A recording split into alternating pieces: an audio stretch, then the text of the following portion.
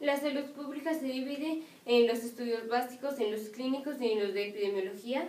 En los estudios de epidemiología se divide en los estudios observacionales y experimentales.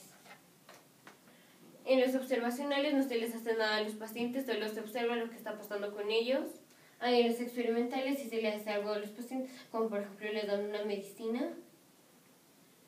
Y lo que se hace primero en un estudio observacional es el reporte de un caso, que es, por ejemplo, si una persona encontró por primera vez una nueva enfermedad, pero eso no quiere decir que la enfermedad no haya existido hace, por ejemplo, 400 años. Hace un reporte del caso, o sea, por ejemplo, se encontró a una hormiga verde, reporta que es una hormiga verde, pero por ejemplo no pone que tiene antenas porque tiene antenas, es algo que esa hormiga sí tiene y la población de hormigas también lo tiene, solo pone lo que esta hormiga tiene que la población no tenga, o lo que esta hormiga no tiene que la población sí tenga. Luego se hace el reporte de una serie, que es que se encuentran a muchas hormigas que tienen la misma enfermedad, pero por ejemplo se encuentra que las antenas, unas las tiene de rojas, otras amarillas, otras verdes, entonces solo se pone que tienen antenas de colores, pero no se pone de qué color, porque se supone que el color puede variar, y se pone lo que esas hormigas tienen en común, pero que ellas no tienen y la población sí tiene, o lo que ellas tienen en común y la población no tiene y ellas sí tienen, y ese es el reporte de una serie. Luego es el corte transversal, que ahí se mide la prevalencia, que por ejemplo se hace un corte en el tiempo y se ve cuántos pacientes tienen la enfermedad, cuántos pacientes de la población. Y bueno, ahí hay un problema de filosofía, que es que no se sabe si vino primero, por ejemplo, el huevo o la gallina, no se sabe si primero fue como que la causa o la enfermedad. Y luego son los casos y controles, que es que se toma un grupo de pacientes sanos y un grupo de pacientes que tienen la enfermedad y se revisa su historia, y luego se comparan y de ahí se va a sacar una hipótesis de qué es lo que se cree que produce la enfermedad. Pero el de casos y controles está rápido porque solo es en lo que el médico se tarda en anotar y en hacer la conclusión, pero este sí está rápido. Y lo único en lo que difieren los pacientes sanos y los pacientes enfermos es solo en la enfermedad. Se trata que sean lo más parecidos posibles, y que es lo único en lo que difieren es que un grupo está enfermo y el otro está enfermo. Y en el de casos y controles se aplican los métodos de Mill. Y el primero es que por ejemplo, supongamos que muchas personas fueron a una fiesta y unas personas se enfermaron y otras no. El primero es que comieron las personas que se enfermaron, que les hizo daño, es el primer método de Mill. El segundo es que no comieron los que no se enfermaron. El tercero es que comieron los que se enfermaron, esto intersección con que no comieron los que no se enfermaron. Luego el siguiente es el del residuo. Pero aquí le decimos a Chuchita la bolsearon, porque supongamos que un coche se estrelló. Por ejemplo, a la persona que iba en el coche se puede haber roto un hueso, y esto se puede explicar porque la persona chocó. O por ejemplo puede tener quemadas, que también se explica porque por ejemplo el coche chocó y se puede haber incendiado. Pero supongamos que luego se encuentra un pez en la panza del paciente, esto no se puede explicar con que el coche haya chocado. Y este es el cuarto método de Mill, que es el método del residuo, pero aquí se dice a Chuchita la bolsearon.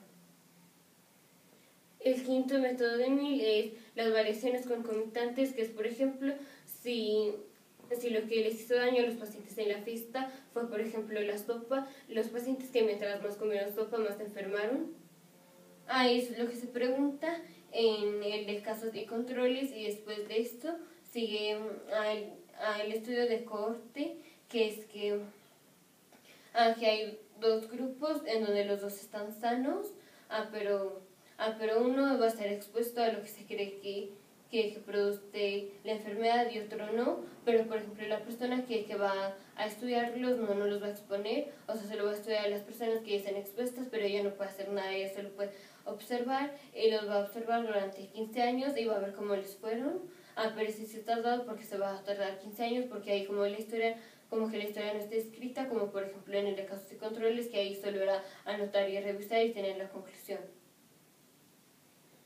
Y por ejemplo, para saber el riesgo relativo y el riesgo atribuible, supongamos que por ejemplo 20 de cada 1000 personas blancas que nacen se mueren y 10 personas de cada 1000 personas negras se mueren. Y el riesgo relativo es que, por ejemplo, para saber cuántas veces más es más riesgoso si este o este, por ejemplo, este sería 20 entre 1000 y luego todo eso entre 10 entre 1000.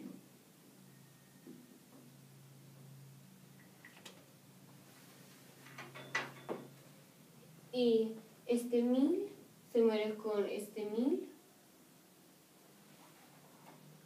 Décima de 20, 2 y décima de 10, 1. Entonces es el doble de probable ser blanco que ser negro o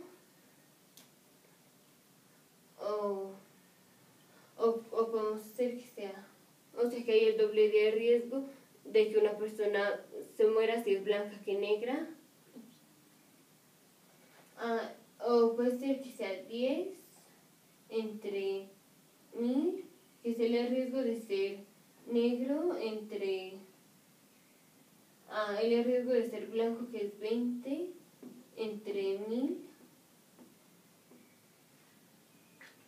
Este 1000 se muere con este 1000. Décima de 10, 1 y décima de 22. Entonces esto es igual a 1 medio, o sea, 0.5. Y entonces es más riesgoso, es el doble de riesgo ser una persona blanca que una negra, porque el doble de personas blancas se mueren. Y por ejemplo, el riesgo atribuible es, por ejemplo, 20 entre 100.000, no, entre 1000, menos 10 entre 1000. Esto es igual a 10 entre 1000. O sea que, por ejemplo, más en lugar de que una persona, o en lugar de que 1000 personas sean negras, son blancas, 10 personas que eran negras, ya son blancas, se van a morir. Bueno, 10 personas más se van a morir. O dicho de otra manera, 10 personas que son blancas, supongamos que las podemos pasar que sean negras, entonces se les salva la vida a 10 personas blancas. Y por ejemplo aquí, primero hicimos el riesgo de que una persona se muera siendo blanca, entre el riesgo que una persona se muera siendo negra, y dio 2.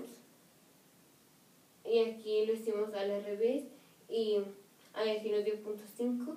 Pero, o sea, esto dice que es el doble de riesgo ser blanco que negro, y esto dice que es la mitad de riesgo ser negro que blanco. Se están diciendo lo mismo, o sea que no importa esto cómo se haga. Y por ejemplo, si una enfermedad, por ejemplo, en Australia o en Japón, si por ejemplo en Japón le da a una de cada 1.000.000, y en Australia le da a 5 de cada 1.000.000.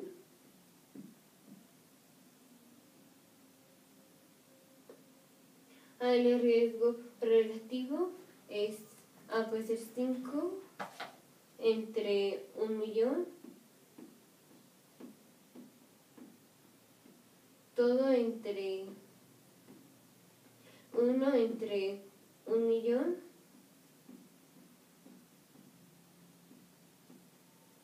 Porque es el riesgo de los que tienen la enfermedad en Australia, de los que tienen la enfermedad aquí, que va a ser 5 entre 1.000.000, que es este, todo entre 1 pero da igual si lo hacemos al revés. 1.000.000 se muere con 1.000.000. Entonces esto es igual a 5. Entonces es el doble de probable estar en este país, o sea, 5 veces más probable estar en este país que en este país. O sea que hay 5 veces más riesgo. Hay 5 veces más de riesgo si alguien vive en Australia que en Japón, porque el riesgo relativo, haciéndolo, bueno, así, que es como se debe hacer, da 5, o sea que es un riesgo relativo muy alto, o sea que es muy riesgoso vivir en Australia con esta enfermedad. Y si lo hacemos al revés, o sea, 1 entre 1.000.000,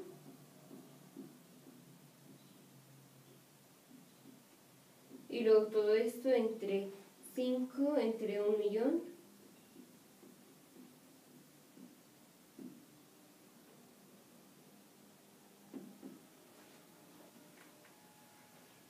Este 1.000.000 se muere con 1.000.000. Y entonces queda 1/5, o sea, 0.2. Y si lo hacemos de este modo, lo que está diciendo es que es 5 veces más riesgoso vivir en Australia que en Japón, porque en Australia da más la enfermedad, 5 veces más. Y a este modo está diciendo que es 5 veces menos riesgoso vivir en Japón que en Australia, o sea, 1/5 menos riesgoso vivir en Japón que en Australia, o sea que están diciendo lo mismo. Pero aquí el riesgo relativo fue muy alto porque fue 5 veces más riesgoso vivir en Australia que vivir en Japón, pero el riesgo relativo fue, o sea, el riesgo atribuible fue muy bajo. No lo hemos hecho.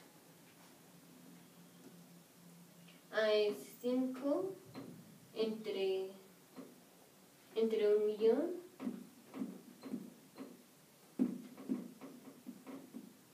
menos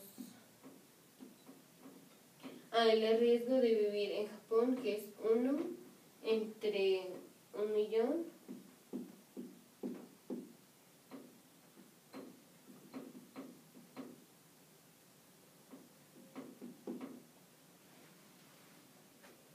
O sea, 4 entre 1.000.000.